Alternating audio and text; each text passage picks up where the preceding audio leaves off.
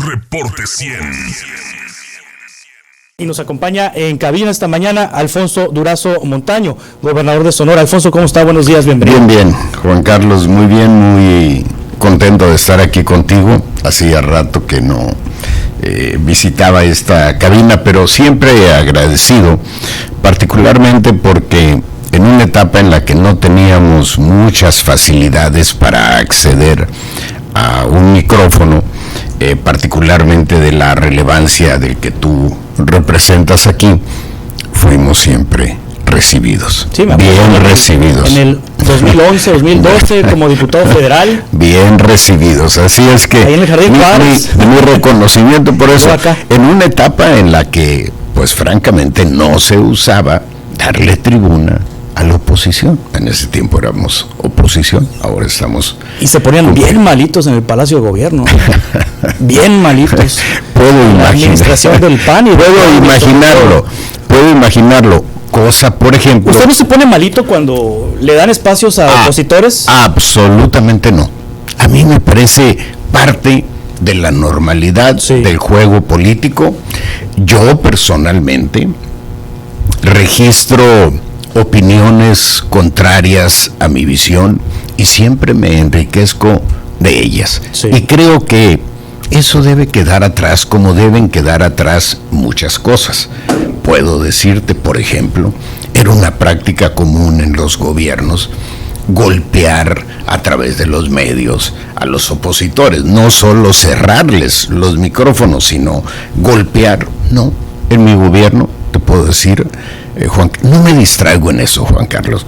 Hay tantas cosas por hacer que difícilmente le destino un segundo a lastimar una reputación. Ahora que vino Beltrones como candidato al Senado de recordarle ciertas cosas de su pasado. Somos humanos, pero como gobernador hay lujos que simple y sencillamente no me puedo dar. Sí.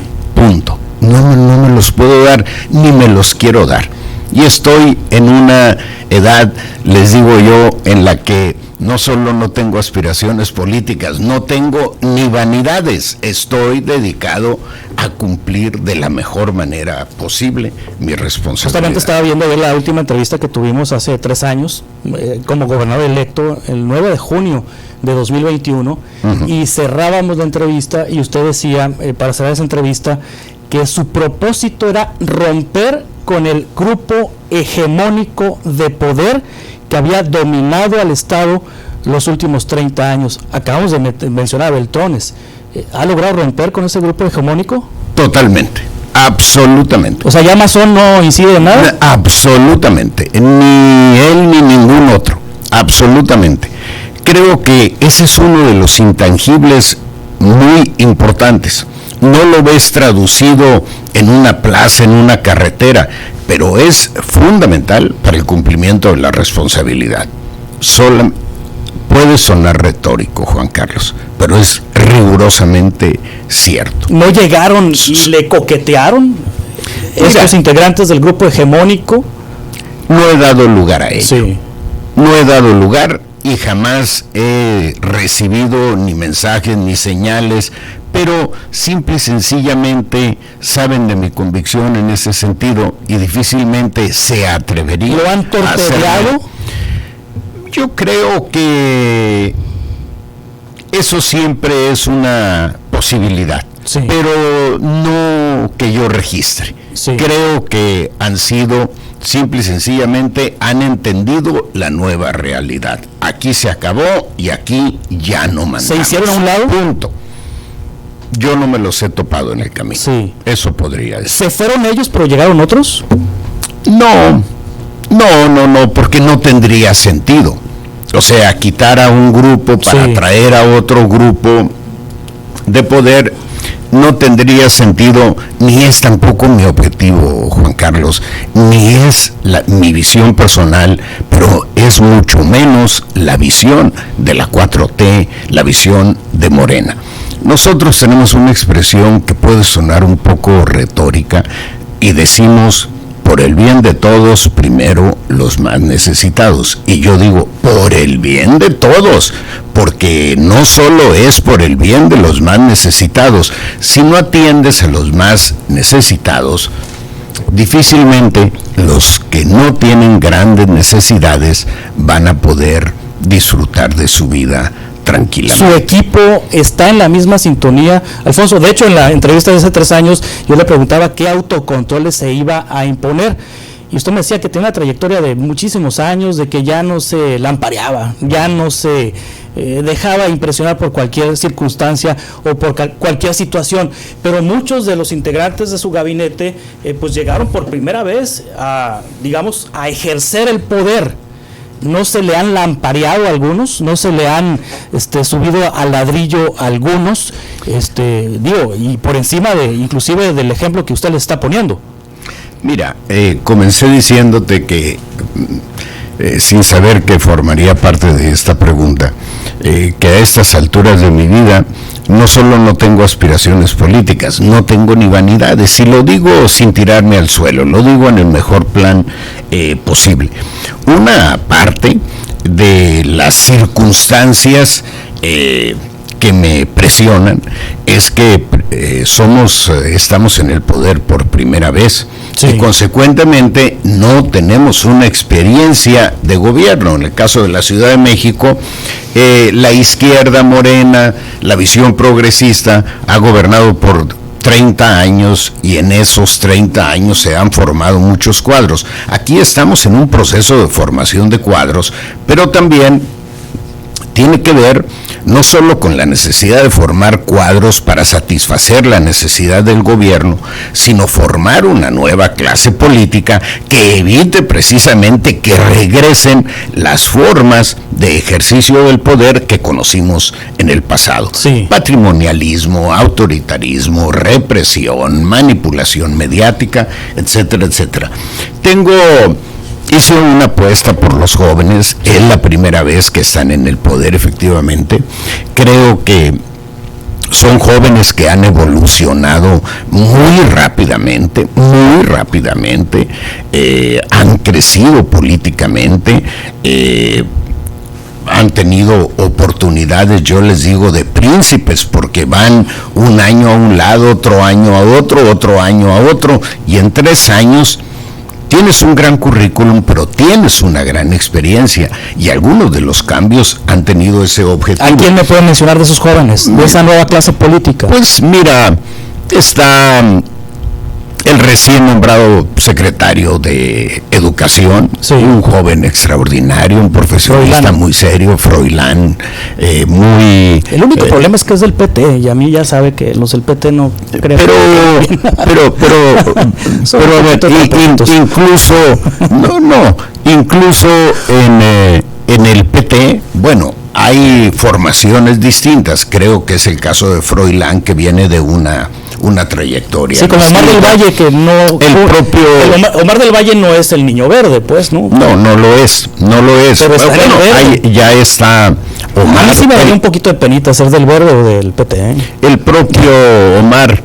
No, yo creo que cada quien es responsable, sí, de su desempeño personal. Pero bueno, es la nueva generación. Froilán, Adolfo Salazar, Roberto Gradillas, Heriberto Aguilar, Célida López, en fin, no seré exhaustivo, se me quedarán muchos en el camino. Lizeth Vázquez, que es la titular del DIF, un cuadro excepcional. Rebeca Valenzuela, que está en el Instituto de la Juventud. En fin, se me quedan muchas menciones. ¿Quiere decir que de esa generación saldrá la candidata o el candidato a gobernador en 2027? Mira, estamos adelantando demasiado los tiempos,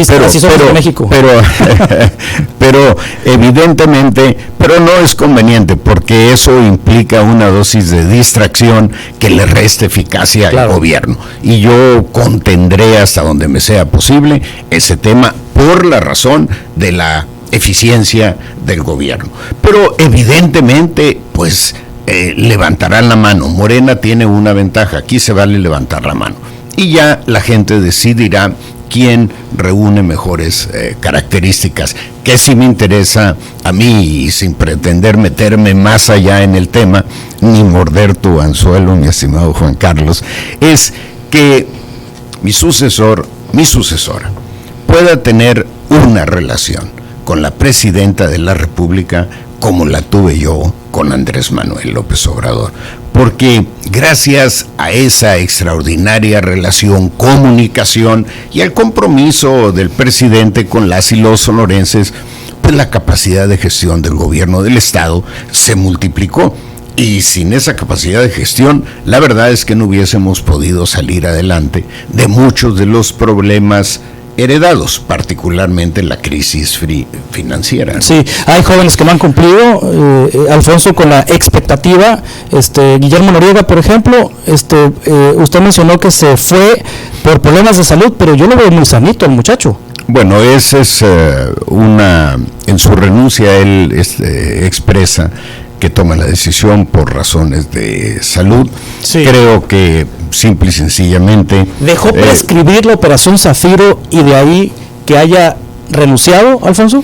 Mira, dejó prescribir la operación Zafiro. Sí. O sea, y simple y sencillamente yo no puedo aceptar cargar con la responsabilidad histórica de que un hecho que afectó de manera importante las finanzas del Estado haya prescrito. También te quiero decir que ya lo revivimos por otra ruta. Ah, sí, está vivito y coleando el caso. Sigue vivo y coleando, y sí, está en la Fiscalía General de la República. ¿Implica a quiénes? No tengo datos a ese nivel. En aquel momento pues implicaba al entonces secretario de Hacienda, que habría desviado recursos del gobierno de Sonora en 2016 a las campañas del PRI a Chihuahua. Está en manos de la Fiscalía General de la República, sí. Y yo sí espero que las y los sonorenses conozcamos con la mayor anticipación posible las conclusiones. Sí, entonces está vigente la operación Zafiro. Ahora que se vaya Andrés Manuel López Obrador, ¿ya va a poder proceder contra Claudia Pavlovich, Alfonso? Mira, hay una expresión ya muy conocida en el país, que se les acusa de haber hecho mal las cosas, pero jamás de tontos, jamás de no haber cubierto debidamente las formas. Dicen, ¿no? De 3 puntos suspensivos. Ajá. Gracias por ayudarme. Entonces, cuando tú revisas las cosas, no encuentras ningún elemento para sustentar lo que tú supones, lo que tú intuyes, porque para acusar tienes que sustentar una carpeta judicial, si no, obviamente no tiene futuro. Es un caso sin futuro. Y en la mayoría de los casos que se mencionan, se da esa situación. Y por otro lado, también a veces hay mucha especulación que simple y sencillamente no se corresponde con la realidad. Y es lo que yo llamo el periodismo de imaginación. Imaginan cosas y luego vienen los intereses políticos que mueven un poco el agua, la enturbian, pero no tiene absolutamente ningún sustento. Yo no tengo ningún interés en lastimar a nadie. Simple y sencillamente dejen que el gobierno haga de la mejor manera posible, sin obstáculos de su parte, el cumplimiento de nuestra responsabilidad. ¿No es parte de las situaciones que Guillermo Noriega le obligaron a salir, el no haberle encontrado algo a la exgobernadora? No, eso no. Es otra cosa. Bueno, ya lo dijo, lo de la eso no. Operación Zafiro. No, yo creo que Guillermo hizo un buen esfuerzo, cometió efectivamente este error, y para mí era una cosa estratégica. Sí, el próximo viernes presenta el informe. Así es. El próximo viernes presenta el informe al Congreso. Habrá un evento protocolario donde va a ofrecer un mensaje. ¿Cómo se encuentra Sonora, Alfonso, en el tercer año? Bueno, creo que hemos avanzado muchísimo, particularmente en el tema económico. Recibimos una economía históricamente con los niveles más bajos de crecimiento entre las entidades fronterizas. Hoy somos una de las economías crecientes, no solo entre los estados fronterizos, sino a nivel nacional. Por primera vez somos el estado que más crece entre los estados de la frontera, 4.9% el año pasado, que es el último dato anualizado que tenemos. Estamos en los niveles más bajos de desempleo en términos históricos, Juan Carlos. Esa es una cosa excepcional.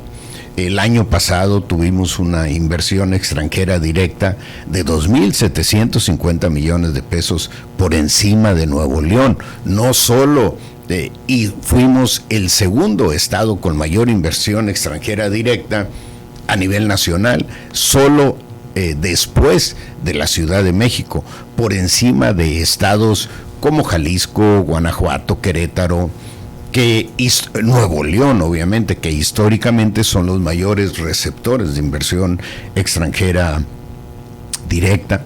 Tenemos una estabilidad laboral muy importante, que es un componente fundamental de las ventajas comparativas de nuestro estado. Creo que voy a rendir buenas cuentas a 3 años del inicio de mi gestión. Obviamente hay mucho por hacer y hay mucho por resolver. Los problemas históricos, los rezagos heredados por responsabilidad de anteriores gobiernos, esos no se resuelven de un día para otro, pero sí estamos aplicados sin regateos a su atención. Sí, ahorita que hablamos del gabinete, ¿cómo han respondido a la expectativa que usted tiene sobre ellos del secretario de Seguridad y, aunque es un organismo autónomo, del fiscal del Estado? Uh-huh. ¿Cómo estamos en materia de seguridad, Alfonso? Mira, ese es uno de los temas más sensibles y lamentablemente también más politizados. Hemos avanzado. Por ahí traemos una gráfica, nada más para que te des idea y se dé idea nuestro auditorio, cómo ha evolucionado la inseguridad, particularmente la de alto impacto, y cómo aquellos que durante campaña convirtieron el tema de la inseguridad en el punto fundamental de su agenda, tuvieron en su momento como gobernantes una responsabilidad muy importante en su crecimiento. Tenemos por ahí la gráfica, se podrá poner, y ahí vamos a ver la evolución y dónde recibo. Está en redes. No la tenemos aquí. No, la están poniendo. ¿Sí? Bueno, ahí podrán ver cómo se ha comportado la inseguridad desde el 2015 hasta el 2024. Pero hay que recordar que yo recibí el gobierno el 2021 y simple y sencillamente, a ver si tenemos la gráfica de barras. Aquí podemos ver, Juan Carlos, cómo iniciamos un crecimiento con una tendencia incontenible de la criminalidad, y aquí es el 21, aquí está otra gráfica más, esta gráfica por sexenios, la están viendo en redes, del 2015 al 2021 un incremento del 60%, del 15, esto es 91-97. Sí. Del 97 al 2003 con López Nogales una baja. Aquí del 2003 al 9 un incremento del 100%, del 9 al 15 el 21%, y mi antecesora del 15 al 2021 241. O sea, este es un proceso, Juan Carlos, y aquí no quiero disculparme, pero aquí no hay varitas mágicas, Juan Carlos, tenemos que ser muy realistas. Esta tendencia de ascenso de la criminalidad es producto de un proceso y adquiere una inercia. Revertir la inercia es sumamente complicado, y aquí estamos ahora, el 2024, con una baja del 28%. Por ejemplo, aquí el 2024 tenemos un ligero incremento. Yo sé que cuando tenemos hechos de violencia en alguna ciudad que son impactantes, Es muy difícil sustentar el valor o la veracidad de estas cifras, pero estas cifras reflejan la realidad, es decir, un hecho de violencia de alto impacto no modifica los avances que sin duda tenemos. Y lo podemos ver con la baja en la percepción de inseguridad en Cajeme, por ejemplo. Hay que ver cómo estaba Cajeme, Juan Carlos, cuando recibí el gobierno, y no digo que estemos en la gloria, pero hemos avanzado. Hermosillo también estaba en una condición compleja, tuvimos una subida hace un par de meses, pero vamos recuperando la situación. San Luis Río Colorado, tomamos el mando para tener una policía municipal más colaborativa y han bajado en 56% los homicidios. Guaymas, Empalme. Claro, alguien podrá decirme, bueno, y sucedió esto y sucedió lo otro, y efectivamente sucedió esto y lo otro de altísimo impacto, pero con una visión, una valoración de conjunto, vamos mejor. ¿Habrá mando único en otros municipios, como en San Luis? En la medida que sea necesario, sí. No es una medida que me guste, porque es una responsabilidad constitucional de los presidentes municipales. Pero el propio artículo 115 constitucional finalmente deposita la responsabilidad de la seguridad en el gobernador del estado. Y finalmente, Juan Carlos, cuando hay un problema de inseguridad generalizado, la gente no voltea a ver al presidente municipal, voltea a ver al gobernador, aunque la primera instancia para garantizar la seguridad es la policía municipal. Ahorita estamos trabajando, por ejemplo, aquí en Hermosillo, de manera conjunta, por primera vez en estos 3 años se incrementó la inseguridad. Y esto es de suma de fuerzas. Necesitamos coordinarnos. Si no hay coordinación entre todas las dependencias responsables de seguridad, todas las instancias de gobierno, es difícil optimizar los resultados. Acaba de reunirse con los ganaderos a propósito del asesinato del ganadero la semana pasada. Me reuní con ganaderos, no les saco la vuelta a ningún problema, doy la cara invariablemente. A veces no lleva uno la respuesta que la gente demanda, pero siempre estoy abierto a escuchar y a asumir la responsabilidad. Recibimos Góngora. Sí, me dijo, también. Yo le pregunté a Góngora, el hijo del señor desaparecido en Altar, le pregunté y me dijo que estuvo con usted. Sí, lo recibí, por supuesto. Sí, estuvo el secretario de Seguridad y el fiscal. Sí, y estamos ya trabajando en un programa, en un operativo, un plan operativo que no tengo absolutamente ninguna duda de que va a dar la policía productiva, resultados. Lo que habla Marco Paz de una policía productiva para... Bueno, vamos a crear un grupo de la policía estatal que se va a dedicar a atender los ciclos económicos, porque a veces donde se requiere más seguridad puede ser en el Valle del Yaqui, a veces en el Valle de Guaymas, a veces en el Valle aquí en Hermosillo, Caborca, en fin, la actividad cinegética, que es muy importante. No se trata de ir a cuidar a los dueños de los ranchos, se trata de proteger la actividad económica. Y sí, uno de los acuerdos fue precisamente crear una policía para garantizar la seguridad de los ciclos económicos. Sí, que van a vigilar en esta zona que es la más conflictiva, que es el noroeste del país. Sí. Del país, el noroeste, no el noroeste del país, el noroeste del estado más bien. Bueno, el noroeste del estado. Mira, Juan Carlos, hay una zona del estado que en donde no hay carretera, es la zona Sázabe, Altar. Esa es una zona de 10-15 mil kilómetros cuadrados llena de brechas. Lamentablemente no contamos con un helicóptero. Estoy en la gestión de 2 de ellos, porque la verdad es que cuando conseguimos y llegamos con un helicóptero, la eficiencia del operativo se multiplica. Y gracias a que estos días hemos estado contando con un helicóptero, bueno, vean todos los aseguramientos y detenciones que hemos conseguido. Nada menos el día de hoy se publican 2 imágenes tremendas sobre lo que llaman monstruos, que son carros con blindaje artesanal, que son los que usan los grupos criminales. Afortunadamente puedo decir que tenemos un ejército, una Guardia Nacional, una Marina, la propia Policía Estatal de Seguridad Pública, AMIC, son personal con una capacitación muy superior a la de los grupos criminales, que sí tienen los grupos criminales, Juan Carlos, y es lamentablemente una realidad, una capacidad de fuego muy alta, porque pueden adquirir cualquier tipo de arma en Estados Unidos. Con esa realidad estamos, pero para garantizar la seguridad, también necesitamos consolidar las instituciones responsables de seguridad.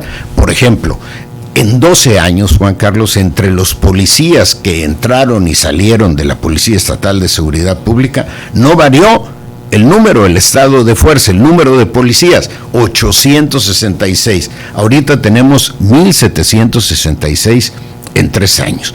Mi ideal serían 4,000 policías, que son los que necesita el Estado. Nada más que cada vez que duplicas el estado de fuerza, duplicas el presupuesto. Y no hay forma de sustentar presupuestalmente un crecimiento sin incrementar los impuestos, cosa que por supuesto no voy a hacer. Y a nivel federal, pues con tanto compromiso que va a heredar el gobierno de Claudia Sheinbaum, pues va a estar complicado sin hacer una reforma fiscal, gobernador, porque pues los programas sociales están creciendo, la demanda del presupuesto para sostener las obras prioritarias del gobierno federal también es importante, más los proyectos prioritarios de la propia presidenta, de estos trenes que quiere poner de pasajeros y demás. Entonces, pues, ¿de dónde va a salir tanta lana?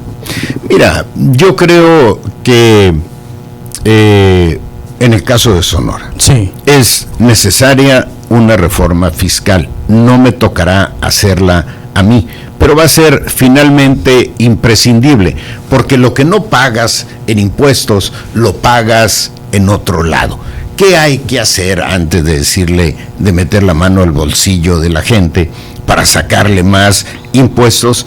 Acreditar que eres un gobierno honesto, eres un gobierno austero, eres un gobierno que no anda en jolgorios, que ejerce el recurso en riguroso orden de prioridades sociales. Y cuando logremos acreditar eso, habrán madurado las circunstancias para decirle a la gente, hay que poner un poco más para atender rezagos que en este momento es imposible incorporar en el presupuesto. Sí, cuando cumpla 6 años en el gobierno, ¿cómo va a dejar al Estado? ¿Cómo pretende dejar al Estado?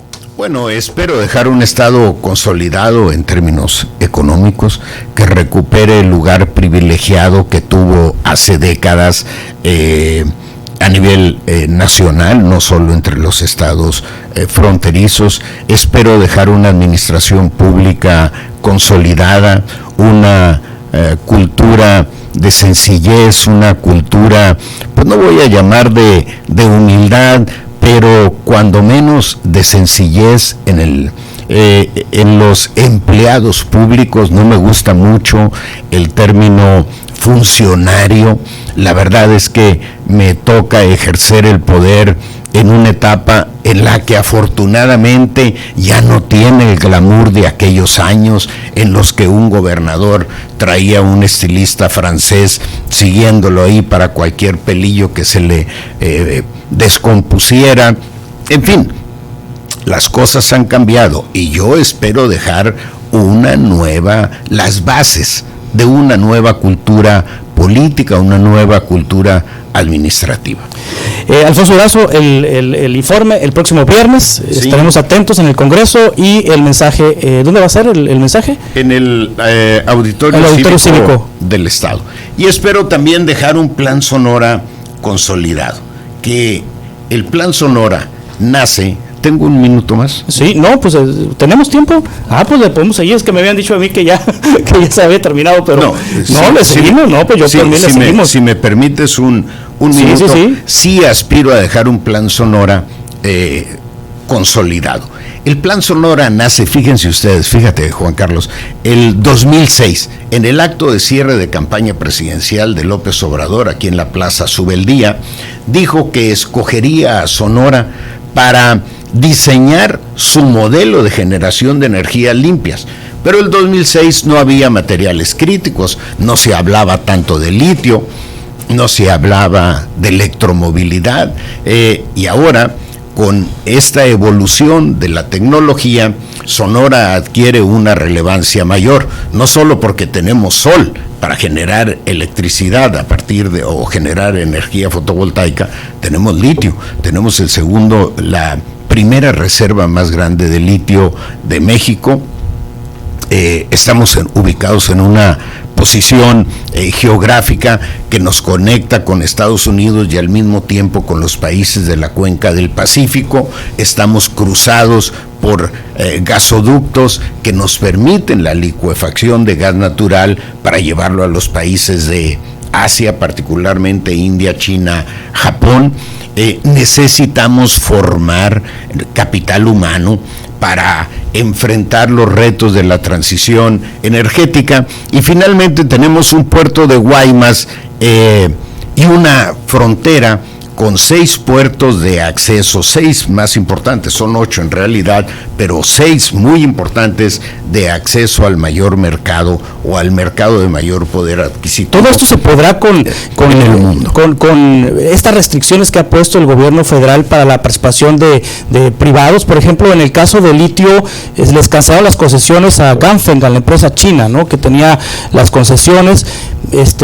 Ya no se ha sabido qué ha pasado con el litio de Bacadehuachi, en qué etapa está el litio MX. Luego está esta reforma constitucional para prohibir la minería a tajo abierto. Todas estas situaciones, ¿cómo pueden converger en este plan que usted tiene? Mira, en el caso del litio, ahí se nacionalizó. Es muy diferente a quitarle la concesión. Se nacionalizó el litio. Y yo te digo una cosa, Juan Carlos, yo estoy totalmente de acuerdo con la nacionalización del litio. ¿Qué pasaba con el cobre? Salía a granel por el puerto de Guaymas.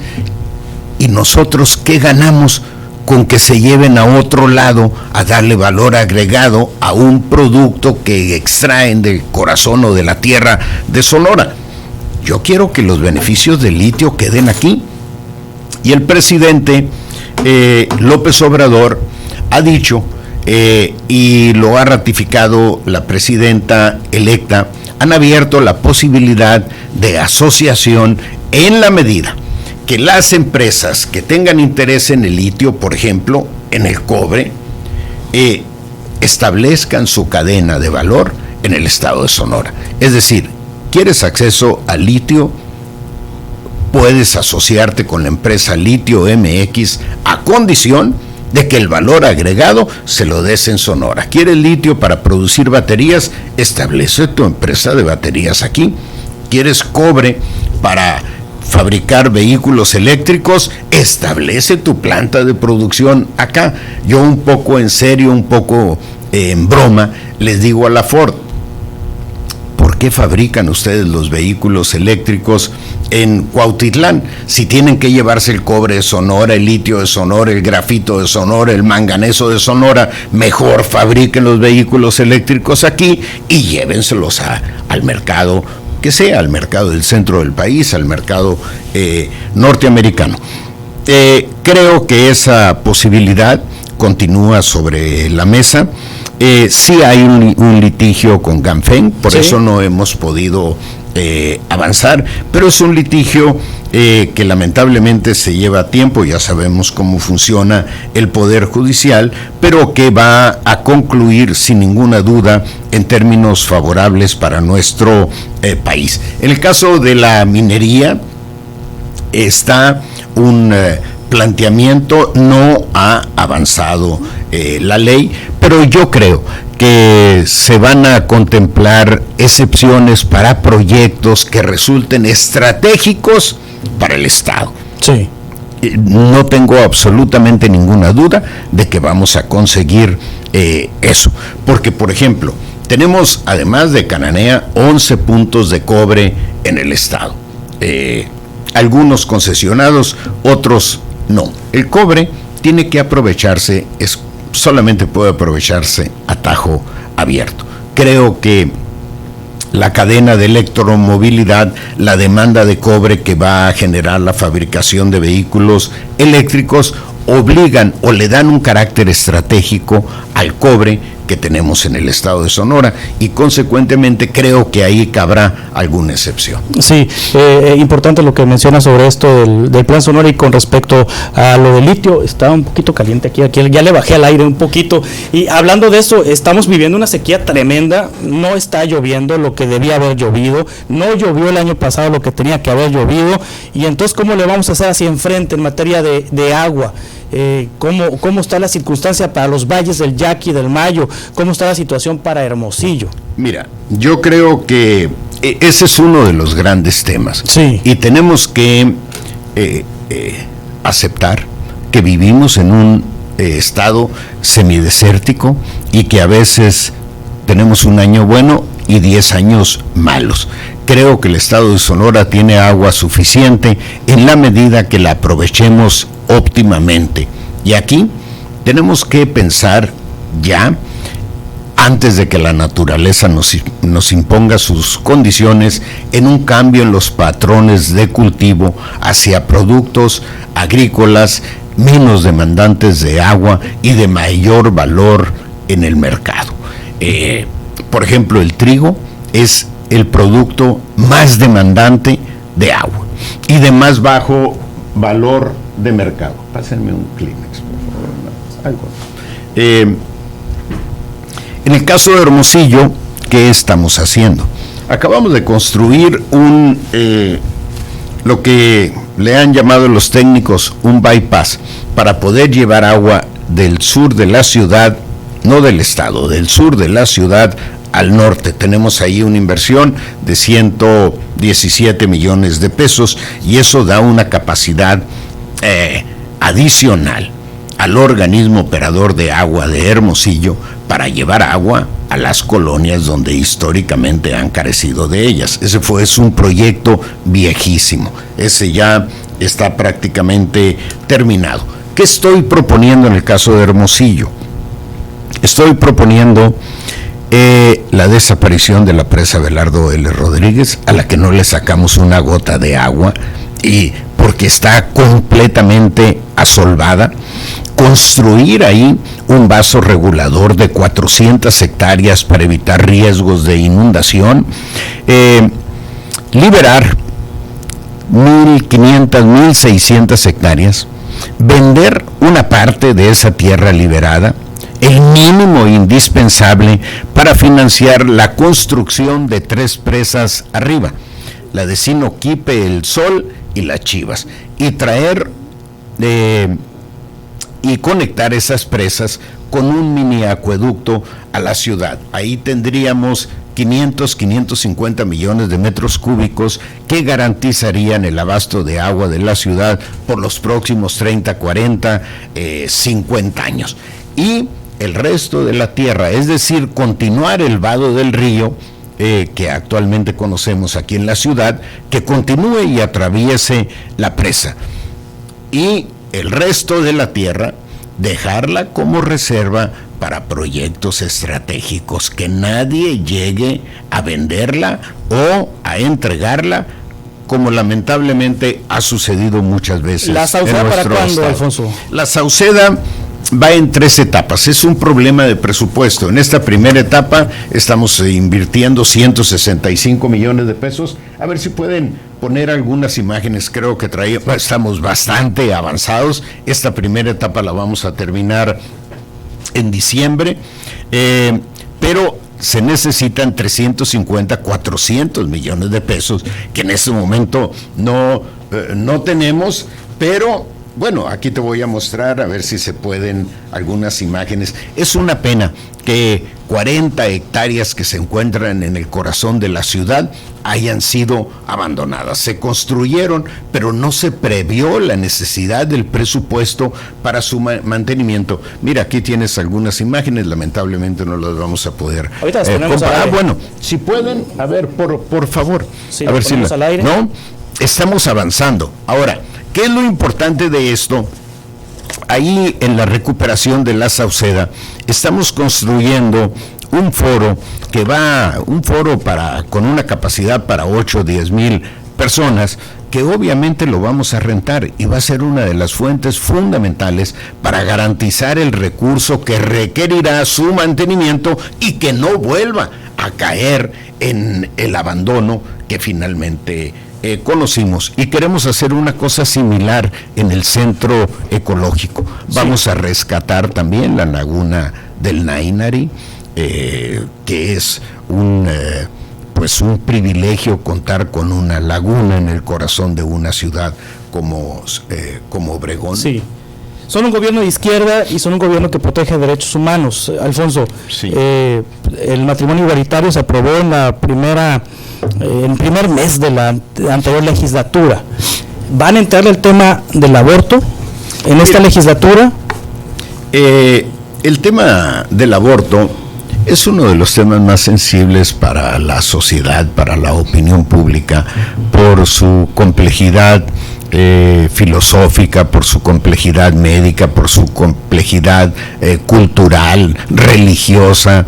Yo creo que ese es uno de los temas más sensibles. Sin embargo, la Suprema Corte de Justicia ya creó jurisprudencia sobre el tema y finalmente todos los estados tendrán en un momento o en otro que dar el paso de la aprobación del aborto, salvo que la propia Suprema Corte reconsidere esta decisión. Entonces, que hay una diputada de Ciudad Obregón, de Morena, que es activista, que tal vez presente la iniciativa. Bueno, por ahí me comentaron, no recuerdo el nombre, pero nunca se animó la diputada Tadella a presentarla en esta. No, sí hizo una propuesta. Sí. No, Celeste hizo un gran trabajo. Hay una propuesta de modificación constitucional que no avanzó, un poco por los tiempos, porque se hizo al final, pero Celeste Tadei sí tiene un trabajo de concientización muy importante al interior de la bancada. Sí. Obviamente en la propia bancada, aunque el tema forma parte... Pero está de acuerdo que el tema no va a avanzar si usted no les dice si sí o no, ¿no? No son así las cosas, Juan Carlos, te lo digo en serio. Yo aprecio mucho que los legisladores de Morena respeten o ponderen la visión del gobernador, pero también el gobernador tiene que ser respetuoso de la visión de cada uno de los integrantes de la bancada, porque si no, no nos vamos a entender. Yo hice una consulta personal, sí, y hablé personalmente con cada uno de ellos, y creo que tenemos que trabajar todavía más ese tema. Sí. No es un tema de urgente y obvia resolución. Tenemos que transitar el lento y penoso trabajo de la construcción de consensos. Lo que sí va a ser de obvia y urgente resolución, me imagino, si pasa la reforma judicial, será adecuar también el Poder Judicial de Sonora. Alfonso, ¿van a elección popular jueces y magistrados del Supremo Tribunal de Justicia en Sonora a partir de la reforma federal?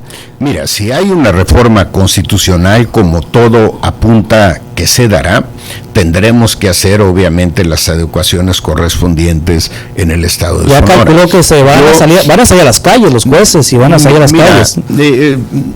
Es parte de un proceso de cambio de fondo como el que se está planteando, sí, con la reforma judicial. Yo personalmente estoy de acuerdo con la reforma judicial. cuando tú estás al frente de la mesa de seguridad y tienes la responsabilidad de mejorar los indicadores o combatir la inseguridad en el Estado, y un juez con la mano en la cintura te libera a un traficante de personas al que perseguiste 2 años para encontrarlo, para detenerlo, para sustentar la carpeta de investigación, y finalmente lo liberan. Y pusimos una demanda contra el juez federal radicado en Mexicali. ¿Y qué hizo el Poder Judicial? Lo cambiaron. Pero a ese traficante de personas ya lo perdimos y tenemos que dedicar recursos del Estado, del gobierno del Estado, personal, a nuevamente perseguirlo y nuevamente integrar una carpeta de investigación que nos permita traerlo ante la justicia. Cuando tú ves eso, y ese es un ejemplo de muchos que podría poner, lamentablemente, llegas a la conclusión de que es imprescindible una reforma a fondo del Poder Judicial. Pero además elegimos al gobernador, elegimos al presidente de la República, al presidente municipal. ¿Por qué no vamos a poder elegir un juez? O sea, también para ser gobernador se requiere cumplir algunos requisitos elementales. Para ser presidente de la República, ni se diga presidente municipal. Entonces, no hay que tenerle miedo al voto de la gente. Yo creo mucho en el instinto social. Mi padre de 100 años murió de 100 años, que solo terminó 3 años de primaria, con un pujido te daba una opinión que podías convertir en una tesis doctoral respecto a un problema político. No necesitabas más.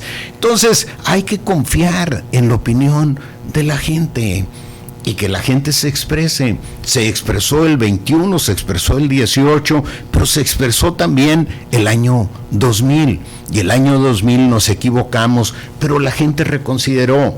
Finalmente, el que manda, manda, y si se equivoca, vuelve a mandar. Y el que manda en estos temas es el pueblo.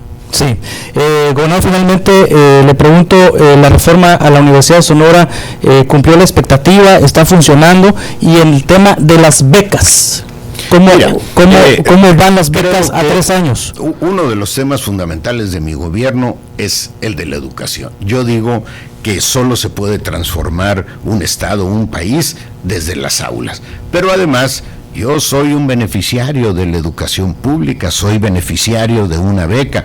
Sin una educación pública como la que tuve oportunidad de recibir, sin una beca, jamás hubiese llegado a tenido las oportunidades profesionales, políticas, administrativas que he tenido. Por supuesto, no estaría como gobernador del estado.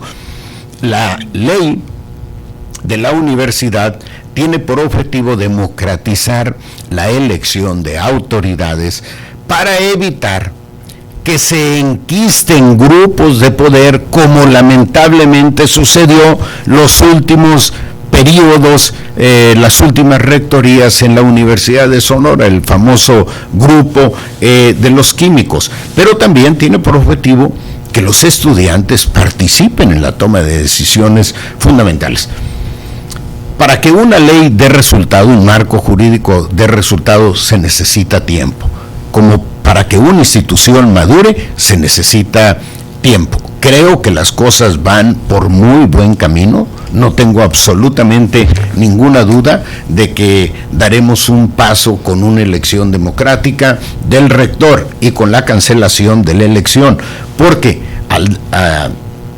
al extender el periodo de un rector mediante una reelección, le das oportunidad de que cree un grupo de poder que se enquiste de manera permanente en la conducción de la universidad. Y finalmente, el programa de becas, que es la cereza del pastel de mi gobierno. Lo que más satisfacción me da es obviamente el programa de becas en sí mismo, pero el hecho de que el recurso, porque no teníamos presupuesto, lo sacamos de un recorte del 50% del presupuesto del Congreso.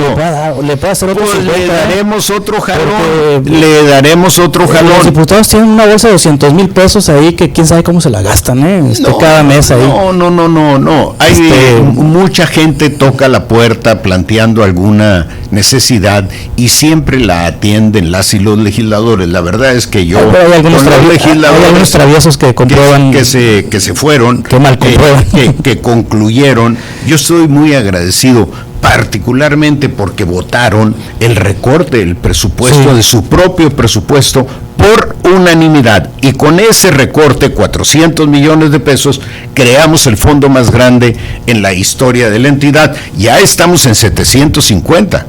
Pasamos de 400 a 600 a 750, voy por 1,000 el próximo año y quiero dejar ese fondo de becas en 2,000 millones de pesos. Yo espero, esto no es solo cuestión de voluntad, la realidad a veces también se impone, y yo espero que las condiciones den para que yo deje un fondo de becas que garantice que no haya un solo estudiante sonorense de educación superior que no tenga acceso a una beca. Gobernador, muchas gracias. Que le vaya muy bien. Me da mucho gusto. Éxito en el informe. Gracias.